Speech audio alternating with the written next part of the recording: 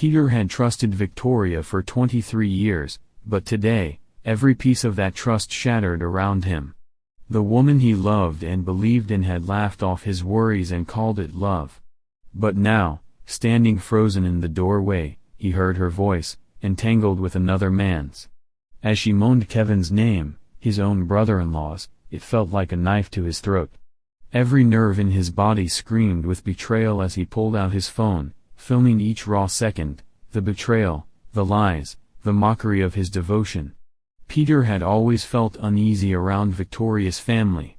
Family gatherings with his in-laws brought him a deep, gnawing discomfort that had only grown over the years. They had a loud, boisterous sense of humor, one that often crossed the line into mockery, especially when it came to him. Victoria had laughed it off whenever he voiced his concerns, insisting it was all harmless fun. "Peter, you're too sensitive," she'd say, waving off his concerns as if they were just baseless anxieties. But Peter knew better.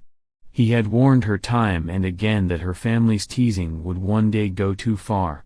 And today, his intuition was laid bare in a way he could never have predicted. He remembered the walk that morning, those long, 30 miles he chose deliberately, telling himself it was for fitness, to avoid the chaos of his in-laws for a few more hours. He had liked arriving late, hoping to miss the worst of their wild antics. The last time he was there, they had glued a wig to his head with superglue as a joke, laughing as he had to painfully remove it, his scalp sore for days. Once, they'd clapped him hard on the back, knowing he'd been injured recently, laughing while he winced in pain. When he finally dared to stand up for himself, accidentally injuring Kevin in the scuffle, Victoria had chastised him for causing drama. Yet despite it all, Peter had been faithful to his love for her, committed to making things work. At 45, Peter was a quiet, reflective man, reserved except with those he trusted. He wore his dark hair simply, hints of gray threading through the black. His green-brown eyes and calm, patient expression often made people think he was gentle, maybe even an easy target for ridicule. But those who underestimated Peter didn't know his story. Behind his composed appearance, Peter carried years of experience in handling life's blows. As a kid growing up in a tough neighborhood, he'd been a target for bullies, his slight build an open invitation. But everything changed when he took up Tai Chi and eventually explored other physical arts. He had learned to defend himself and, later, used his skills to help others, volunteering at the local community center to teach self-defense to kids. By now, Peter had developed a quiet strength, a resilience that those closest to him often overlooked. Professionally, he had fought hard to reach his position as a senior logistics planner for a major engineering firm. The company was no stranger to high-stakes projects, dams, channels, and infrastructure that spanned continents. He had joined the company at 18, fresh from the heartbreak of losing his parents and younger brother in a tragic accident. A car accident in a storm had swept them all away in an instant. Peter had found purpose in his work, dedicating himself fully to the rigorous planning required by his role. Over the years, he rose through the ranks, thanks to his quiet dedication and meticulous work. In fact, it was through this job that Peter met Kevin, his now brother-in-law and one of the company's roughest personalities. Kevin, competitive and arrogant, had always viewed Peter as a threat, both professionally and personally. When Peter pointed out a critical error in one of the dam blueprints, the project manager promoted him, trusting his careful eye. Meanwhile, Kevin was left simmering in resentment, which only grew when Peter married his sister, Victoria. Victoria had been a breath of fresh air back then, calm and warm, someone who had seemed to truly appreciate Peter's quiet nature. Peter still remembered that fateful party when he first met Victoria and her sister, Elizabeth. The two sisters had drawn attention from every man in the room, their energy filling the space with laughter and conversation. As Victoria and Elizabeth danced with Kevin and another coworker, Peter had stayed back, quietly observing with a glass of water in hand, watching as someone near the bar tried to slip something into one of their drinks. Without hesitation, Peter stepped in, confronting the person and alerting security. That brief encounter caught Victoria's eye, and before he knew it, she was asking him to dance, intrigued by his quiet resolve. Their romance had been slow and steady, with Peter's reserved nature a constant contrast to her vibrant personality. He had always been a man of quiet gestures, a light peck on the cheek, a shy smile. Though Victoria had wanted more passion, more fire, Peter kept his guard up, worried that if he allowed himself to fully let go, he would only face more heartbreak. He had already lost too much. But now, standing in his sister-in-law's garden, watching Victoria and Kevin in the throes of betrayal, Peter felt the remnants of his old self crumble away. The years of restraint, the calm facade, it all felt meaningless now. They thought they knew him, thought he was harmless, quiet, and too passive to make a stand. But they had no idea what he was capable of now that his love and trust had been so thoroughly desecrated. Clenching his phone in his hand, Peter took one last look, capturing the scene before slipping out quietly. They had no idea what was coming, but Peter did. During their lunch break, Elizabeth took a deep breath and turned to Peter. "Hey, Peter, can I ask you something?" "Of course, Elizabeth. What's on your mind?" "Do you have feelings for my sister?" Elizabeth's voice was gentle but probing. Peter chuckled, slightly surprised. "Of course. Victoria's incredible. I like her a lot. I wouldn't be dating her otherwise, right?" Elizabeth sighed. "Then why haven't you tried showing her you care? She doesn't just want admiration, she wants to feel special." Peter raised an eyebrow. "Why would she want that from me? She has so many admirers. What would make me stand out?" "Because she really likes you," Elizabeth insisted. "She wants you to see her, really see her." A little exasperated, Elizabeth later called Victoria and recounted the conversation. Stirred by her sister's words, Victoria decided she couldn't wait for Peter to take the lead. She started showing him more of her heart, and a year later, they got married. Elizabeth, too, eventually found happiness with Kevin, although their journey was filled with ups and downs. At one point, she even gave him an ultimatum, commit or lose her for good. That finally pushed Kevin to settle down, and they married as well. The couples grew closer over time, but a playful rivalry brewed between Kevin and Peter. Kevin quickly learned how much Victoria and her brothers loved pulling pranks. At first, they were light-hearted, but over time, the jokes became sharper, occasionally crossing into mean-spirited territory. Peter, though annoyed, kept his feelings to himself. He had lost his parents years ago and found comfort only in Elizabeth's understanding and in the pages of his journal. Peter and Victoria's family grew, blessed with 3 children, a daughter, Miranda, who was particularly close to her father, and 2 sons who were more attached to their mother. Peter cherished these relationships deeply, even as he noticed how the family sometimes bonded over teasing him. One afternoon, as he walked into the garden, he could feel the brewing tension. Everyone seemed to be sneaking glances at him, exchanging looks he knew all too well. Something was up. After waiting uncomfortably in the garden, Peter decided to go inside. As he climbed the stairs, he heard Victoria's excited, almost mischievous voice coming from behind a door. His heart sank with a sense of foreboding. "Please, let it be just a joke this time," he thought, a quiet dread settling over him. But when Kevin emerged from the room with a smirk, making a snide comment, Peter's patience broke. Years of bottled-up frustration surfaced in a flash, and before he could stop himself, he confronted Kevin, even though Kevin was physically larger. As they struggled, Kevin ended up hurt, and the family's playful prank took a devastating turn. Gloria, another family member, burst in, her face breaking into a smile, until she saw the scene in front of her. Her smile vanished as she took in Kevin's injured state and Peter's stormy expression. "What happened?" she gasped. Elizabeth stepped forward, anger flaring. "Yes, he fell for it. Now you all have to face what you've done. This time, you went too far." Gloria's face paled. "Where is he? I need to talk to him." "He left. He was furious and just walked out after grabbing his things. Elizabeth replied coldly. And no, you're not going after him. This mess needs fixing, and you're all responsible for what just happened. This could ruin your marriage, Victoria. It was just a joke.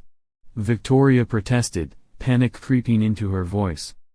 Tell that to Peter, Elizabeth answered, her tone unyielding. He's had enough, and now you've pushed him to a breaking point. Realizing the gravity of the situation, Kevin looked up at Elizabeth, startled. Are you serious? You think this will break us? Elizabeth nodded, her face resolute. Kevin, if you press charges or try to shift blame, we're done. I mean it. This joke hurt him deeply, and it's affecting everyone. Now, it's up to you. Are we going to fix this or let it tear everything apart? Stunned, Kevin fell silent, and Elizabeth turned to Victoria. This isn't something you can just laugh off anymore. If you want to stay with Peter, you're going to have to make amends. Victoria sank down onto a nearby bench, a sense of dread washing over her. For the first time, she saw just how far their actions had gone. What was supposed to be lighthearted had spiraled into something hurtful, and she wasn't sure how to undo the damage. With the weight of Elizabeth's words heavy in the air, the family scattered, realizing they'd have to confront the consequences of their actions. Victoria and Peter's marriage had been rocky for a while, but this latest incident cut deeper than ever. Victoria had been warned by her sisters-in-law, her parents, and even friends about the harsh way she and her family treated Peter. But the jokes and put-downs continued, even when he was at his lowest, confined to a hospital bed. Peter pushed back only once, but they had taken it as nothing more than an isolated reaction. This time, however, things had gone too far. Elizabeth, her sister, had tried to get through to Victoria.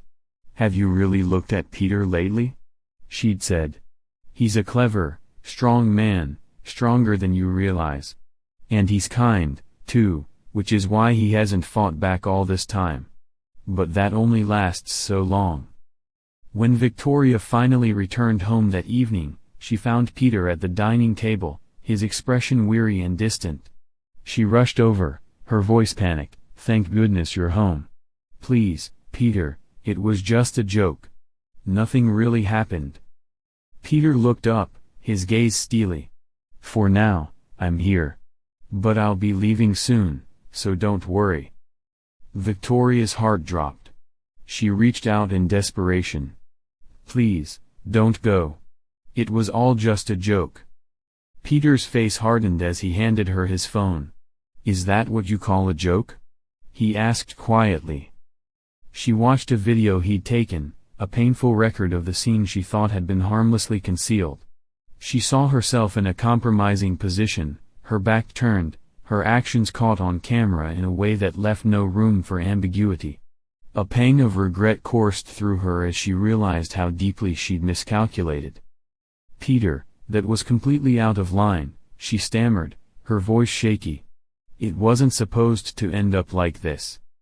Peter let out a hollow laugh. That's how it always goes, isn't it? Everyone says it's just a prank, until it isn't. Why can't you believe me? She pleaded. I swear, I didn't mean any harm. But Peter had reached his limit. It's too late for that, Victoria. This has been going on for too long.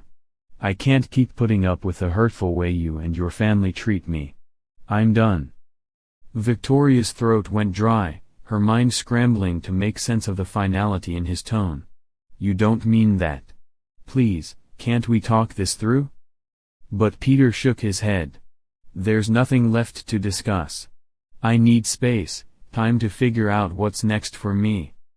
As he walked out the door, Victoria felt an overwhelming sense of loss. She picked up the phone and called Elizabeth, her voice trembling. I've messed up, Liz. I don't know how to fix it. Peter recorded everything, and he's ready to leave. Elizabeth sighed. I warned you, Victoria. I'll come over, but you'd better be ready to face the consequences. Meanwhile, Peter was struggling to keep his composure as he headed into work the next morning. His boss, Samantha, noticed his unusually strained expression and asked him to step into her office. She brought in the HR manager, Becky, a licensed counselor, and assured him anything he shared would stay private. Peter took a deep, shaky breath. "I just can't do this anymore," he admitted, his voice thick with emotion. "I thought I could handle it, that the love I had for her would be enough. But after what I saw, it's like I don't know who she is anymore, or who I am." Becky nodded with understanding. "It sounds like you've been carrying a lot of pain, Peter. What are you thinking of doing next?" "I think." He hesitated, the weight of the words sinking in. "I think I need to end the marriage. I've tried, over and over, to make things work. But I can't trust myself around her family anymore. I'm afraid of what I might do if I keep this anger bottled up." Samantha placed a reassuring hand on his shoulder.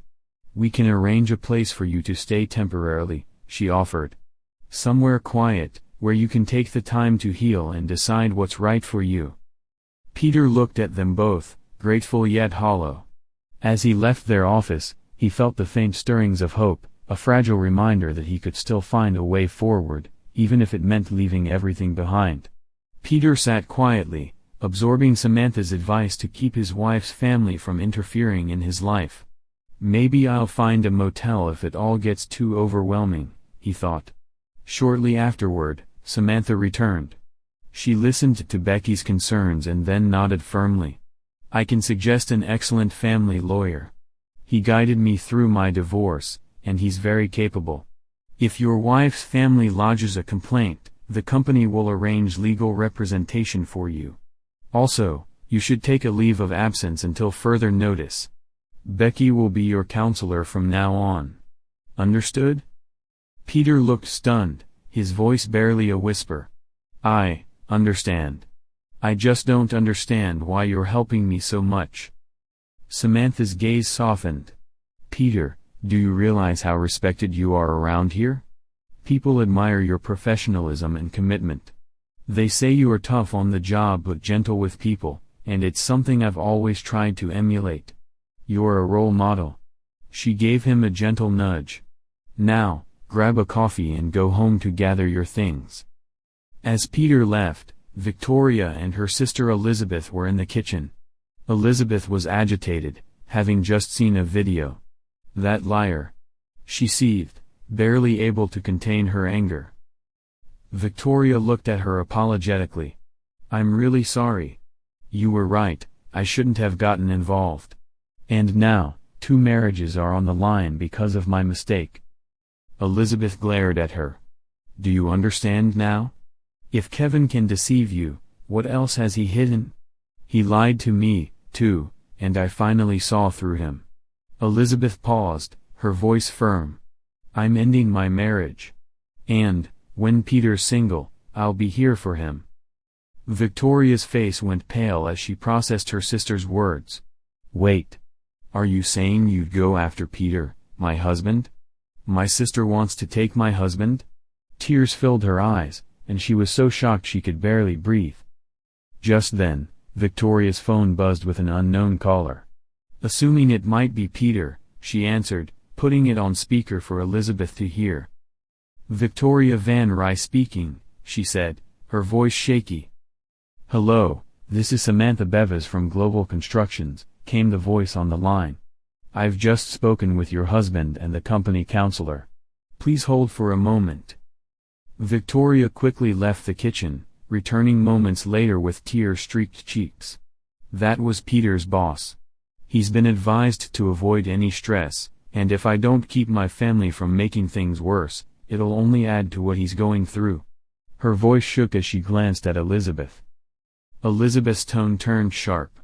"Don't play the victim, Victoria. You caused this mess. Peter's the one suffering because you didn't know when to stop. Your jokes went too far, and now you're the one confused about his reaction?" Victoria's hands trembled as she stammered, "It was an accident. I didn't mean to hurt him. And what about his job? He's just an administrator. How could he be involved in anything dangerous?" Elizabeth's expression turned grim as she raised an eyebrow. Do you even know what Peter does? He's not just an administrator. He works for a global construction firm on large-scale projects, including some in places like Dubai and the Suez Canal. He's skilled, disciplined. And what have you done? You've taken him for granted and dismissed everything he cares about, Elizabeth sighed. Peter's had enough, Victoria. He deserves someone who respects him. As Victoria processed the harsh reality, she noticed a car pulling up. Peter stepped out, walked to the front door, and headed upstairs without a word. Feeling trapped, Victoria and Elizabeth followed him to the bedroom. Victoria nervously asked, Peter, what are you doing home? In a detached tone, Peter replied, I'm on leave. I'll be staying elsewhere soon, so I need to pack a few things. Victoria's voice cracked. You're leaving? Over a joke? Peter's face hardened. It's not just one joke, Victoria. It's the constant belittling, the interference from your family, the way you've disregarded my feelings time and time again. I've reached my limit. Now, leave me alone. But Peter, I love you, Victoria cried out, trying to hold on to whatever hope was left. Peter shook his head sadly. Love? No, Victoria. You've enjoyed using me for convenience, for money, but love. That's something else entirely. And as for me? I don't feel anything for you anymore. This last incident was too much. He turned his back and continued packing, leaving Victoria and Elizabeth frozen in the doorway, their faces marked by shock and disbelief. Downstairs, in the silence of the kitchen, Victoria faced a bitter realization: she was losing Peter, and it might just be forever. Victoria took a deep breath, finally turning to Elizabeth with a vulnerable expression. You know, you're right. I've been terrible to Peter. I pushed him to show more emotion, but he just couldn't. And now I realize I was unfair. I want to save my marriage, I love him. But after everything, how can I even begin to show that? Elizabeth sighed, her face unreadable. Victoria, I can't help you with this, and to be honest, I don't want to. I've had feelings for Peter since that situation with our brother. The truth is, I've respected your marriage more than you have. I'll stay away, but only until it's really over, when the divorce is final. Until then, I'll keep seeing Peter, but I won't cross any lines. With that, Elizabeth turned and walked away, leaving Victoria to deal with her own issues. Later that evening, Victoria gathered a few items Kevin needed at the hospital. She was already weary of his behavior and wanted to keep the visit brief. She'd seen a side of him lately that was both unsettling and exhausting. After leaving the hospital, she returned home and, hours later, knocked softly on the door of the guest bedroom. Dinner's ready, she called gently. Good appetite, came the cold reply from the other side of the door. Don't you want to join me? She pressed, her voice strained with a quiet hope. Not if it's from you, he retorted. You tried something before, and it didn't go well. I'm not risking it again. I'll eat out. Defeated, Victoria retreated to the kitchen alone. The next day, she felt hollow and barely slept, her mind tangled in thoughts of Peter. She yearned to make things right, to somehow win him back. But he had been entirely avoiding her, shutting down every opportunity she attempted to create for a conversation. Meanwhile, Peter sat across from the lawyer Samantha had recommended. He was ready to leave everything behind, to free himself from the emotional strain. After a long discussion, he authorized the lawyer to handle things on his behalf, so he could avoid any more painful encounters with Victoria. He left the lawyer's office resolved, his mind focused on his upcoming move to his new apartment, a modest but manageable one-bedroom place near his work. 2 days later, Peter found himself in the lobby of the building, signing his lease. Just as he was finishing, he spotted Elizabeth at the reception desk. He tried to slip past, but she noticed him. Peter, wait. Reluctantly, he turned back toward her. She met his gaze, her voice quiet but steady. Please don't ignore me. I had nothing to do with what happened, and I always told you it was a bad idea." Peter's jaw tightened, his emotions guarded. "What do you want, Elizabeth?" "I'm divorcing Kevin," she replied. "I can't stay with a man like that. And, listen, I'm not trying to convince you to reconcile with Victoria, but you should know she didn't actually cheat with Kevin." Peter's expression was unmoved. "Elizabeth, they're trying to pin this all on me, but that recording doesn't lie. I've already given my lawyer authority to handle everything, I just want to be done with it. I've had enough, Elizabeth." Elizabeth's face softened with empathy, sensing the exhaustion in his voice. "Then, can we at least still be friends? I won't interfere in your divorce, and I've always liked you, Peter." Peter considered her request, finally giving her a sad smile. "Friends," he replied, his tone tinged with sadness. "All right. Let's have dinner tonight, then. We can talk." Dinner began tensely, but as they talked, both grew more comfortable. Over the course of the evening, Peter opened up. "Are you really serious about divorcing Kevin?" he asked. "Yes," Elizabeth replied firmly. "The last 2 years have been a strain, and I think he may have even been seeing someone. I've suspected, but I couldn't be sure. That last incident, though, it was too much." She paused before adding, "Do you have a lawyer? I can recommend mine if you need." "I'll think about it," she answered. They fell into a companionable silence, one that allowed Peter to relax. "I plan to move as soon as I'm sure Victoria's not around. I just want to avoid another confrontation. Honestly, you're the only family I really have left now." Elizabeth's face softened as she recalled how long things had been strained for both of them. "Peter," she ventured carefully, "do you remember when things first started feeling off between you and Victoria?" Peter thought for a moment, then nodded. "I think it started after that company hike about 9 years ago."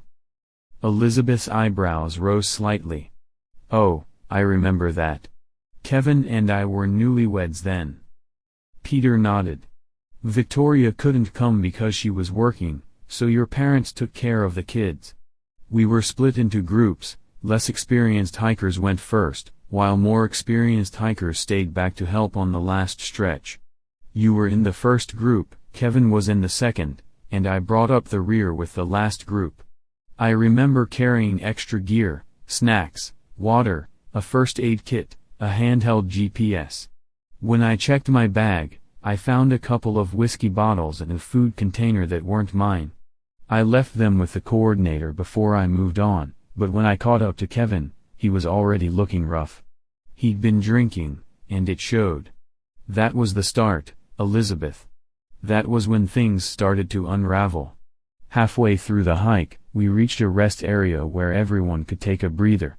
I checked in, made sure everything was good, and then pressed on. Around the 10-mile checkpoint, I finally caught up with your group.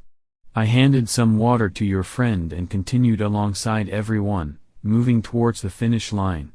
When Kevin finally showed up, he looked exhausted and asked for his drink, expecting something special. To his shock, the coordinator handed him a simple plastic bag with his snack, but no drink. He was reminded that alcohol wasn't allowed during the hike, and the disappointment was clear on his face. Kevin grumbled, vowing to get back at them, and soon, the real prank began to unfold. "Did you tell Victoria all of this?" Elizabeth asked, leaning in with a quiet intensity. I nodded. "Yeah, I did. I told her about every joke, every prank, like when they set up that trapdoor so I'd fall and hurt my ribs. I warned her that these things would start wearing on our marriage, but she just laughed it off, saying they were all just kidding around." I glanced at her and let out a long, frustrated sigh. Well, here we are now. I made her a promise back then that if they pushed me far enough, there'd be consequences. And I intend to keep that promise. Silence fell across the table. Elizabeth finally broke it, her voice soft. "I don't envy you, Peter. I've always kept a safe distance from Kevin and the rest of my family. He used to tease me for it, but now I see I was probably right to be cautious. I admire your patience, you've been kind, even when they didn't deserve it. Victoria's a fool for not appreciating that. She blushed slightly, and then continued, almost shyly. When I first met you, I didn't get why she was so taken with you. But over time, seeing who you really are, I understand it now. I'd really like a chance with you. I know it's too soon for either of us, but after everything, I just wanted to say it.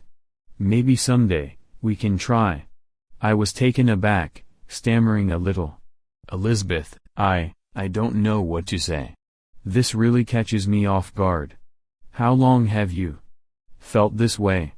Her cheeks grew a deeper red. Since that day you stood up to my brother when they went too far with that prank. You ended up with sore ribs, remember? I liked you already, but seeing how strong you were, how you held your own, it moved me. That day I came over to check the tape they'd wrapped around your chest. That was the first time I saw you without your usual loose shirt, and I realized just how much I admired you. Not just for your kindness, but for your strength, too. Taking a breath, I managed a small smile. Elizabeth, can we take this slow? I'm not even divorced yet, and everything feels so fresh, so raw. And after all this, you may feel differently about me when things settle down. Elizabeth's expression softened, disappointment touching her eyes, but she nodded in understanding. Of course, Peter. I got ahead of myself, I'm sorry. I smiled a bit more warmly, easing the tension. It's okay. No hard feelings. I gave her a playful look, trying to lighten the mood. But please, what do you want for dessert? And don't say it's me. We both laughed, the heaviness in the air lifting, if only for a moment. A week later, the atmosphere in our home was tense. After what Victoria called the incident, things had been different. I was distant, only responding when necessary about everyday matters. Whenever she tried to talk about our relationship, I'd just walk away.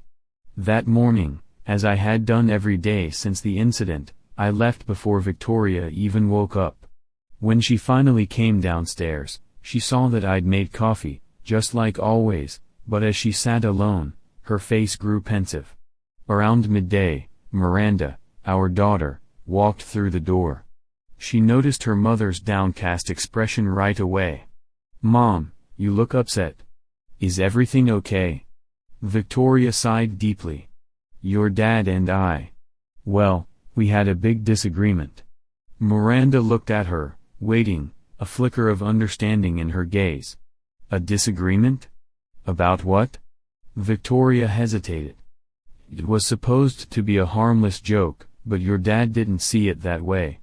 Since then, he's been avoiding me, hasn't talked to me all week, doesn't have dinner with me, and even sleeps in the spare room now." Miranda's brows furrowed in concern. "So Dad's really mad at you? Must have been some prank." Victoria looked away, ashamed. She took a shaky breath. It was during a family gathering. Peter had gone to visit Elizabeth and Kevin, like he often does. While he was in the shower, we thought it would be funny to set up a situation where he'd overhear things that could be easily misunderstood. We assumed he'd laugh, like he usually does. But he didn't. He ended up filming the whole thing and later had an argument with Kevin that turned heated. Miranda's gaze turned cold, her voice almost a whisper. "Mom, are you telling me everything? Because if Dad's acting like this, it has to be more serious than you're saying." Sighing in defeat, Victoria shared the full story, revealing what had truly happened. Miranda was silent for a long moment, then rose to leave. "I don't know what to say, Mom. If I stay, I might say things I'll regret later. I'll leave you to figure this out." Without a backward glance, she walked out, leaving Victoria alone with her thoughts and guilt.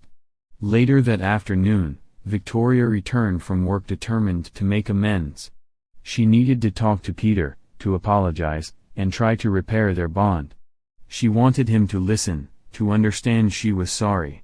After a quick shower, she dressed carefully, putting on a bit of perfume and glancing at herself in the mirror. Satisfied, she made her way downstairs and began preparing Peter's favorite snacks, hoping to soften him with the familiar comforts of home. As she set things on the counter, her eyes fell on Peter's key ring. Her heart skipped a beat, worry creeping into her mind. She rushed upstairs to check the spare room, but it was empty. As Victoria opened her bedroom door, she was struck by the emptiness. It was as if Peter had never been there at all. Panic gripped her, and she stumbled back downstairs, collapsing onto the couch. The weight of time pressed on her as she tried to process everything. Just then, a knock on the door pulled her from her thoughts. She rose unsteadily. "Who is it?" she called out. "Special delivery for Mrs. Vanine," came the reply.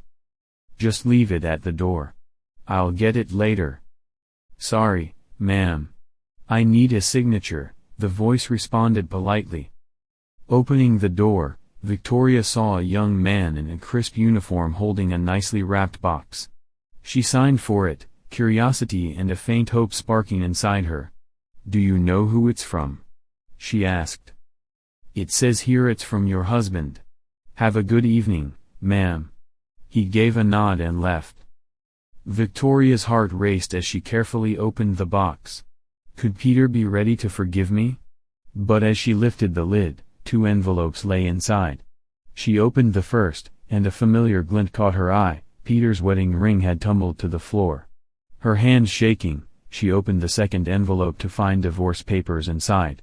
The shock hit her like a physical blow, and her knees nearly buckled. A short note was clipped to the papers, "Maybe now you understand." Inside, there was also a restraining order, copies of which had been sent to her brothers and brother-in-law. Victoria felt as if the ground had disappeared beneath her. It was only later, as night began to fall, that her phone buzzed, jolting her from her trance. "Victoria here. What's this about a restraining order?" her oldest brother demanded angrily. "What's going on?" Victoria took a shaky breath. "Peter's done with us, Henry. He sent me divorce papers as a gift to make his point. He's serious this time." "Divorce papers as a gift? Has he lost his mind?" "No. This is about all the jokes we've played, all the times he told us to stop. He's hurt, and the note said, 'Maybe now you understand.' I think he meant it." Her brother's tone softened slightly. "What happened to make him this upset?" She hesitated, her voice barely above a whisper. "The last prank we pulled, it went too far. Kevin embarrassed himself, and Peter recorded it. Now Peter feels humiliated and betrayed. I checked the divorce papers. It says prolonged emotional pain and claims of cheating." Her voice broke. After a pause, Henry sighed heavily. "I'm going to speak with him. No one treats my sister this way." "No, Henry. He's filed a restraining order. If you confront him, he might press charges. Look, he's gone, and he took his things before I even noticed." She bit her lip, torn by guilt. Several weeks later, Peter found himself working late one evening, finalizing a major project he hoped would be a breakthrough for his company. When he finally hit send, a sense of relief washed over him, and for the first time in weeks, the anger he'd held onto began to ease. The building was locked up, so he called security to let him out. As he waited in the break room, he thought about everything, sipping from a coffee he had just brewed. When a knock sounded on the door, Peter gathered his things and went to meet the officer. He opened the door to find a tall woman with light brown-green eyes and short chestnut hair. "Good evening, sir," she said with a warm smile. "I remember you. You volunteered at the community center and helped my son with his homework. Thank you for that, he's been doing much better." Peter smiled, surprised. "I'm glad to hear that. And here," he handed her a coffee card, "for you and your colleague. I probably caused you a bit of trouble these past few weeks." "Oh, don't worry about that," she replied with a gentle smile. "I'm Meredith Green, by the way. No Mr. Green. Tobias's father left before he was born." Well, Meredith, I'd invite you to dinner, but I'm not really feeling myself these days, Peter admitted. Meredith's eyes softened as she opened the door for him. I understand. Peter started towards his car when he caught a glimpse of shadows moving near the fence. Two men stepped toward him from the darkness. Meredith's quick reflexes saved the moment. She pressed the alarm, and the parking lot lights flared to life. Before he could react, one of the men struck him, and the pair dashed toward the fence, trying to escape the now brightly lit area. Within minutes, the police arrived and took over. The men were quickly apprehended, and Peter, bruised and shaken, managed a tired smile as he thanked Meredith. They exchanged a few kind words about resilience and independence before he made his way to his car. But as he opened the door, he suddenly felt a sharp pain in his side as something struck him. Just before everything went dark, he heard someone mutter, "Can't take a joke, huh?" Peter woke up groggily, feeling himself propped up against something soft. His head pounded, and he winced as a gentle voice spoke. "Stay still, Peter. The ambulance is on its way. They hit you hard." "Meredith. What happened?" he managed to ask. "You were attacked. They ran off when I set off the alarm, but we've caught them now," she explained gently. The medics arrived and checked Peter over. "That looks painful," one of them said as they examined his ribs. Peter chuckled weakly, clenching his jaw against the pain. "You're telling me?" "We'll need to take you to the hospital for x-rays," the medic said, administering pain relief. He felt a wave of calm as the pain subsided, and soon, he was dozing off again.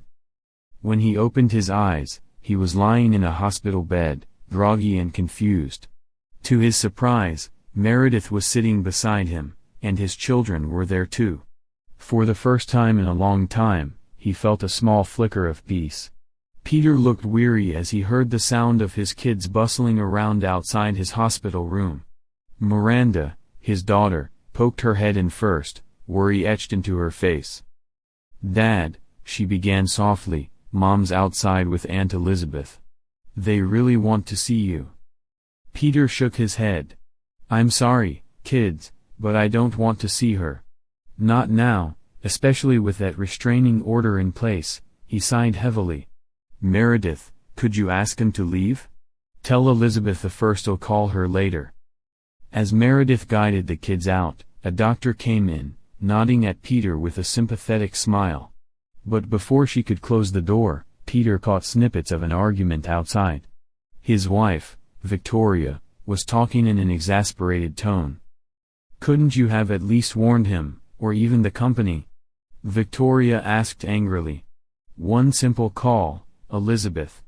Now he's hurt, and if he finds out it was our brothers who started this mess, it's going to be terrible." Meredith gently closed the door, but Peter had already heard enough. His jaw tightened, and he winced as pain shot through his chest. The doctor noticed and immediately looked concerned. "Peter, you really need to take it easy," the doctor said, her voice gentle. "Your x-rays show fractures in your ribs, and you've got significant bruising along with a concussion. We'll need to keep you for a few days of observation. Do you understand?"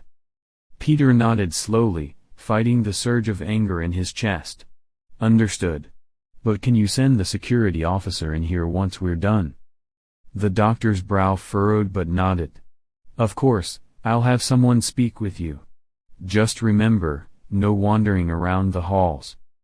Meredith returned as the doctor left, worry clear in her expression. "How are you holding up, Peter?"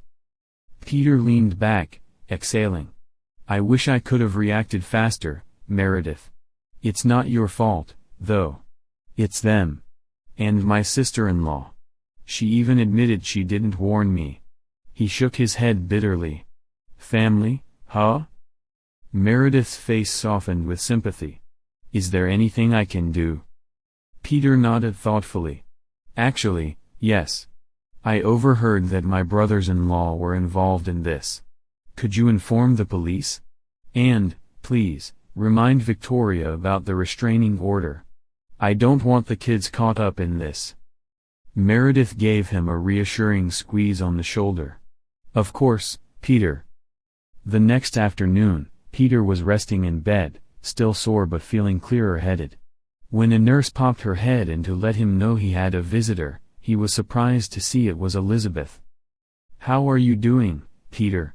she asked, her voice uneasy as she sat beside him. Peter gave her a look, his tone a mixture of pain and frustration. "How do you think, Elizabeth? They really did a number on me. Ribs, bruising, a concussion." Elizabeth looked down, unable to meet his eyes. Peter pressed on, his voice growing colder. "You know, it could have been stopped. If you had just warned me." Elizabeth's face turned pale, her hands clenched tightly together. "Peter, No, don't pretend you didn't know. I overheard you and Victoria. So much for all those sweet words about family and love. But when it came down to it, family came first, didn't it?" Elizabeth stammered, clearly taken aback. "Peter, I didn't." "Save it," Peter cut her off. "I trusted you. After everything, you were the only one I believed in. And you chose not to warn me." His voice softened, but his words were sharp. "I don't want anything to do with you anymore. Just like the rest of them. Now, do I need a restraining order, or will you leave me alone?" Elizabeth rose shakily, her face drained of color, and left the room without another word. In the weeks that followed, Peter grew closer to Meredith, finding solace in her company. After one particularly rough night, he invited her for dinner.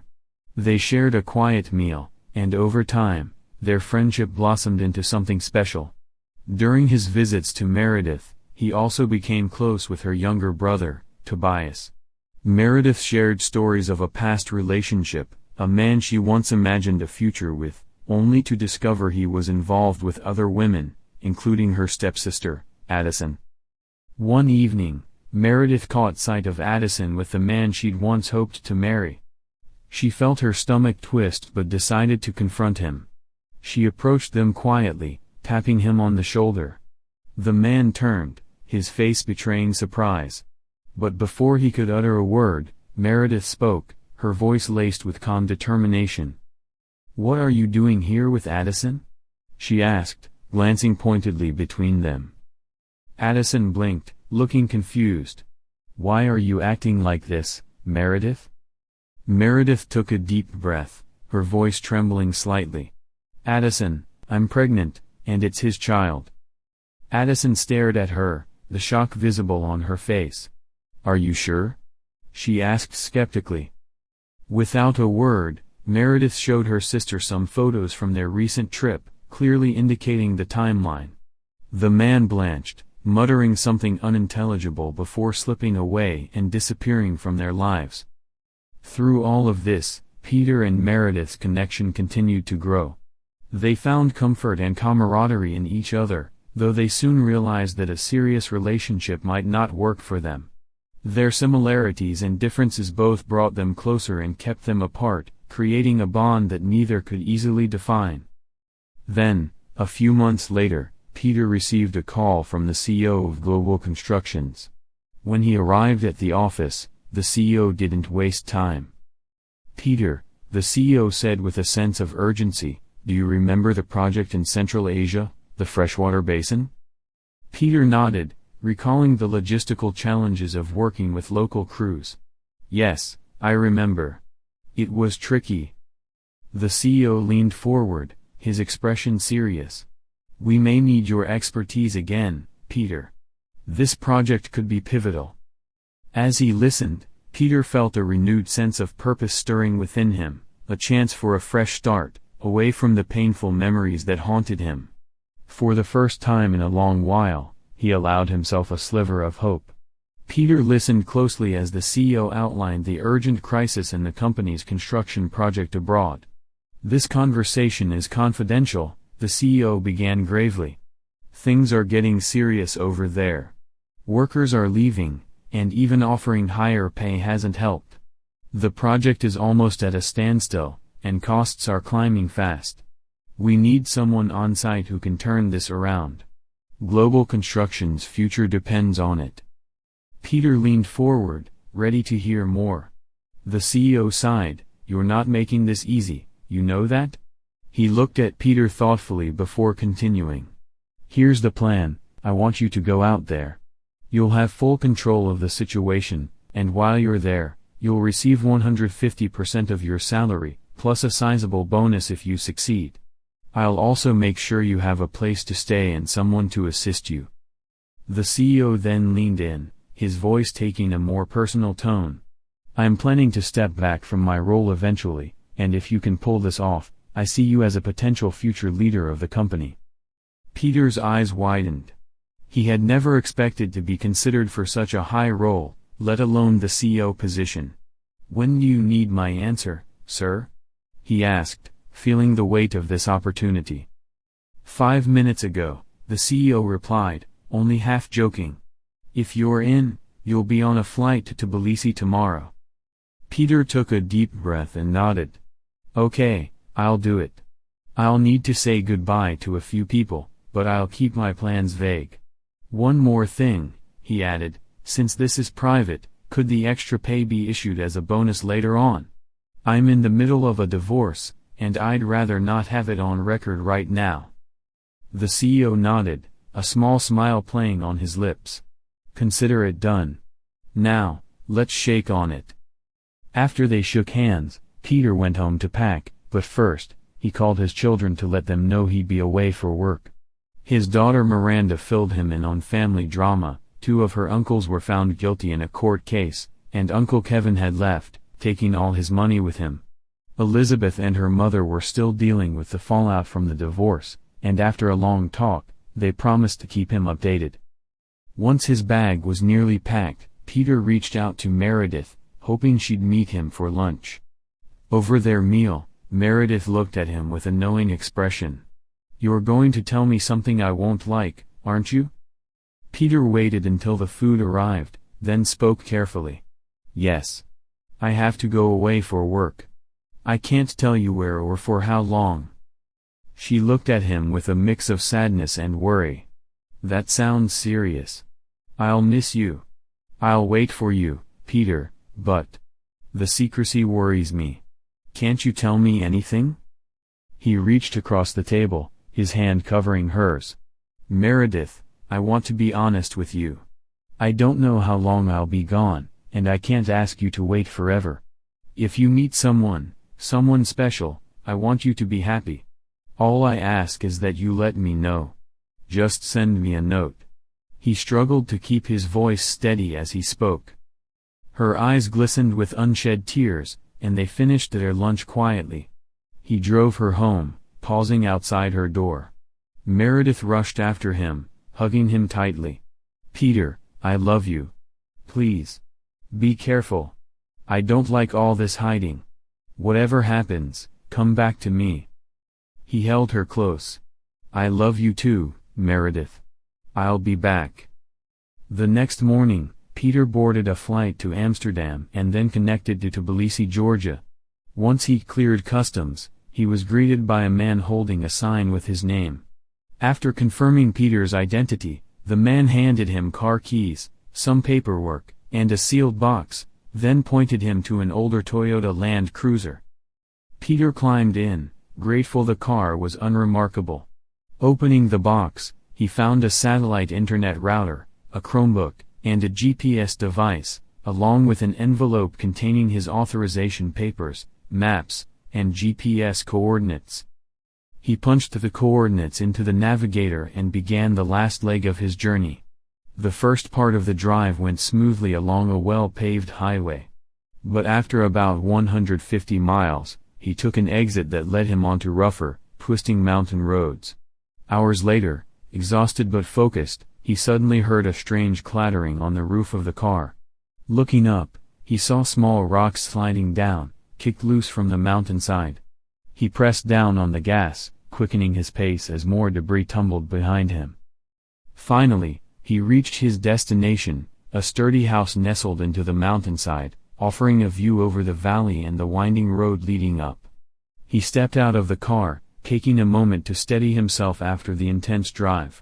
He had made it, but he knew the real challenges lay ahead.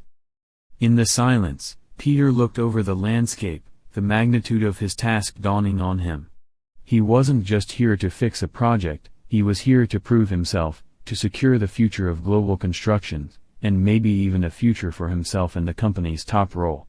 As the weight of his mission settled on his shoulders, he steeled himself for what lay ahead. Peter stood frozen, the shout of a woman piercing through the stillness behind him. "What are you doing here?" she yelled, her tone leaving no room for ambiguity. He hesitated, glancing over his shoulder. "Wait," she ordered, and in that instant, he understood that whatever she was pointing at him was serious. Caught off guard, Peter took a deep breath, trying to gather his thoughts.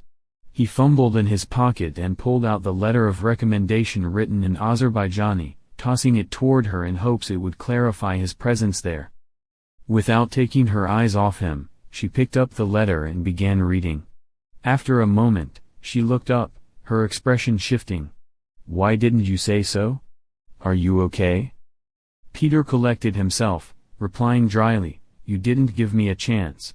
And no, I'm fine, just reacting to being threatened moments before, along with almost being swept away by an avalanche."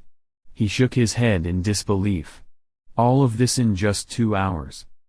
The woman's eyes widened in alarm. "Someone tried to hurt you? Who?"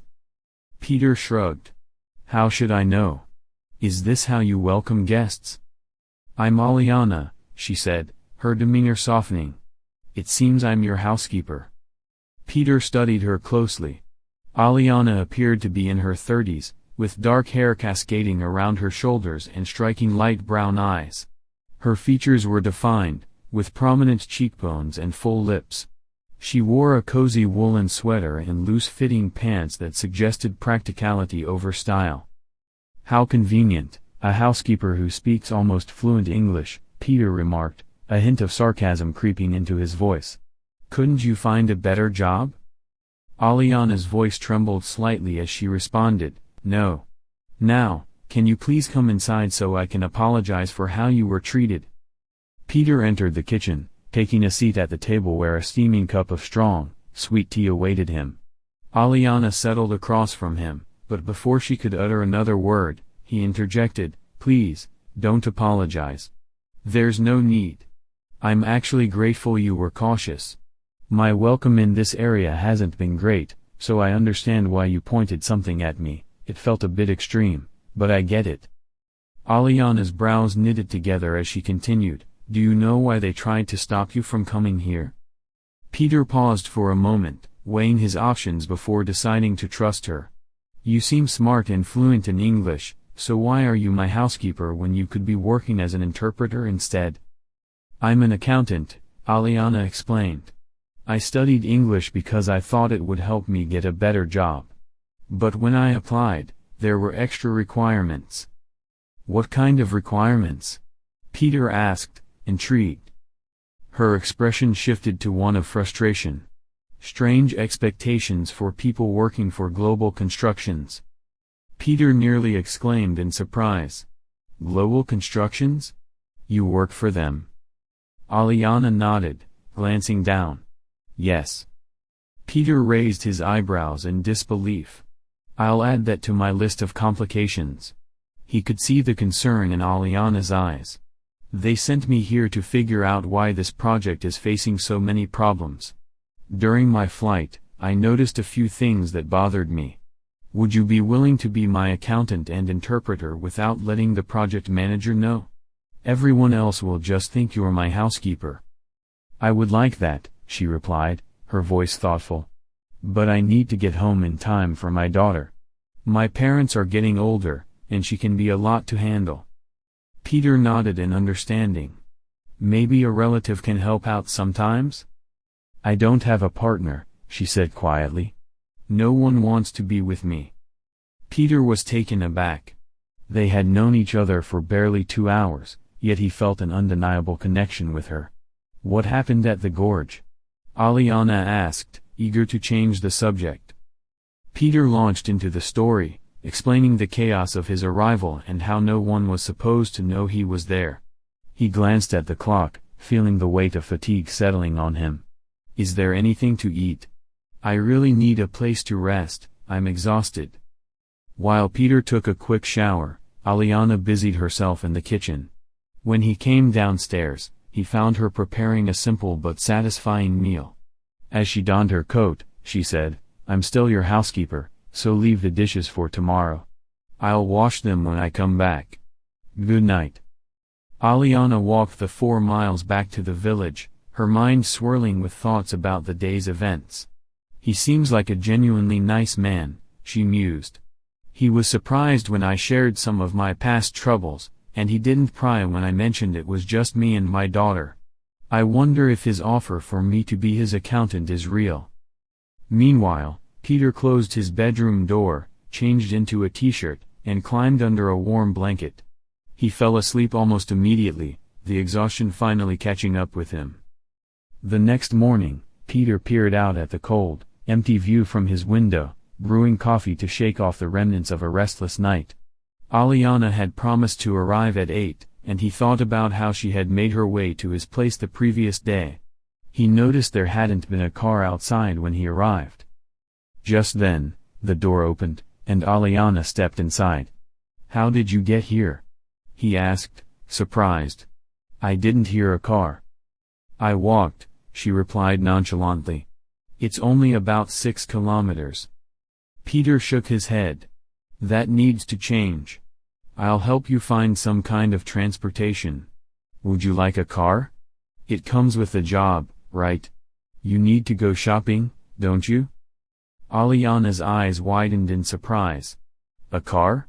Really? That would help me a lot." "Yes, but you'll have to come with me. I don't know anything about cars," he replied with an encouraging smile. "Have you thought more about being my personal accountant and interpreter?" he asked, steering the conversation back to business. "I have a concern about that," Aliana said hesitantly. "My parents are too old to care for my daughter all day. They can help for a few hours, but anything longer would be difficult.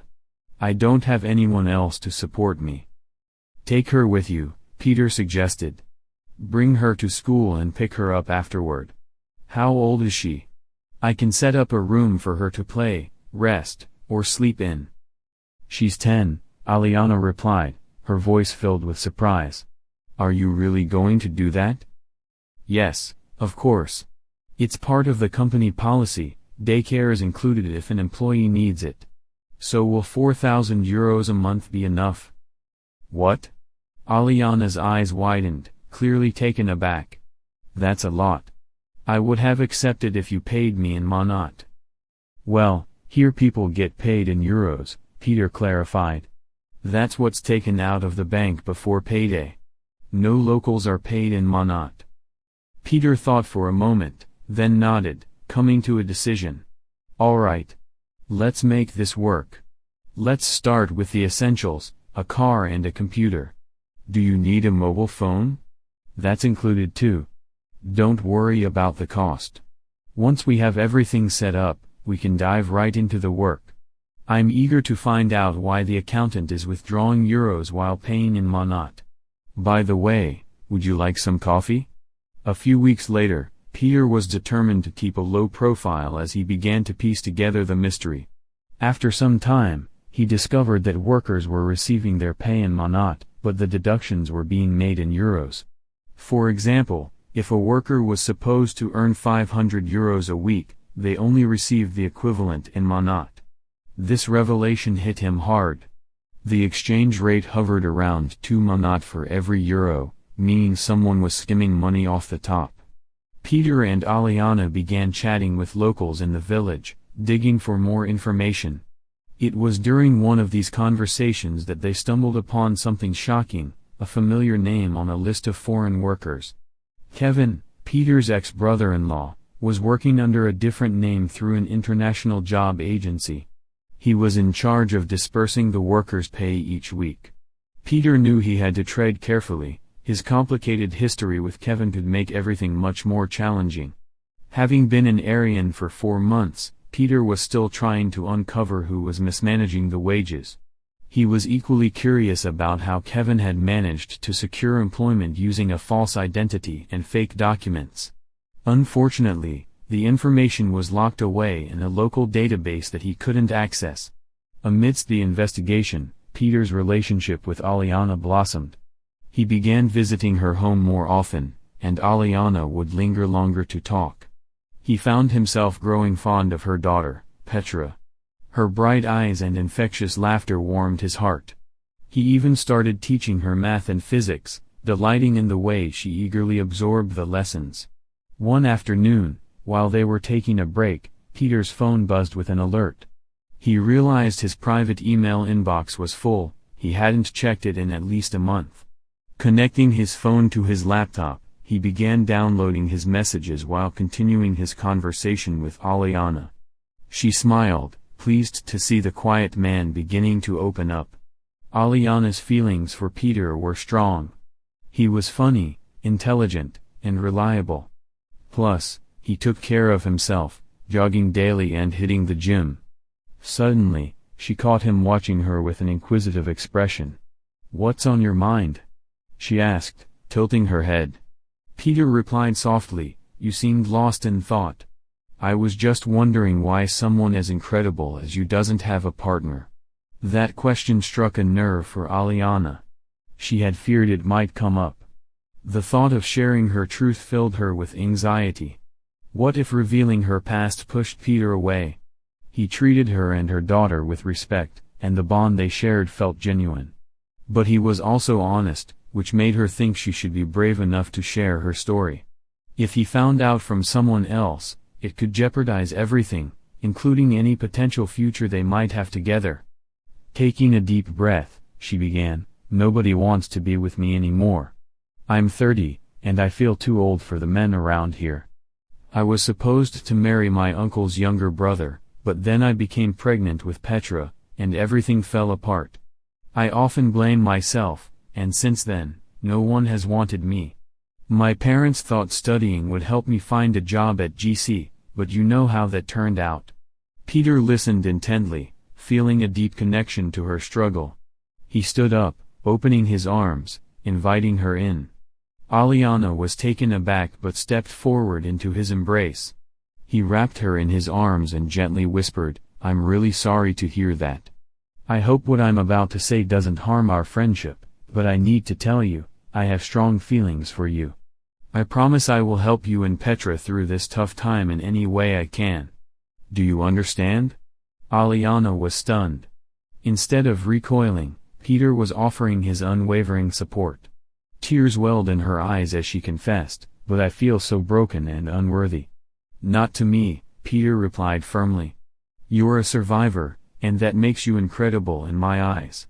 They held each other in silence for a while, the weight of their shared moments settling around them like a warm blanket. After a few moments, Peter said softly, "I need to check my email now." He gave her a reassuring nod, and with a lighter heart, Aliana took Petra back to the village while Peter turned to his laptop. He quickly deleted junk mail and found about a dozen important messages waiting for him. The first was from Meredith. "Dear Peter, this is tough for me to write. We promised to be honest with each other, and it's hard, but I need to keep that promise. I've met someone new, and he makes me really happy. He's also wonderful with Tobias, and we're planning to get married in a few months. I hope to introduce you to Frank when you get back. I know you asked me to move on while you're away, but we had something good, even if we knew we weren't right for each other in the long run. In the meantime, I've been promoted to head of security, which comes with great benefits. More importantly, I understand more about why and where you were sent. If you need information, don't hesitate to reach out, just use this address. With love, Meredith." Peter felt a wave of nostalgia wash over him but was genuinely happy for Meredith. He took a moment to compose his response, writing, "Dear Meredith, what wonderful news. It truly made my day. I wish you and Frank all the happiness in the world together.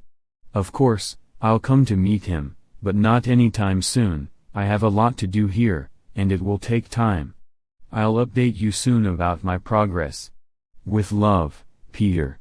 P.S. Please give Tobias a hug for me.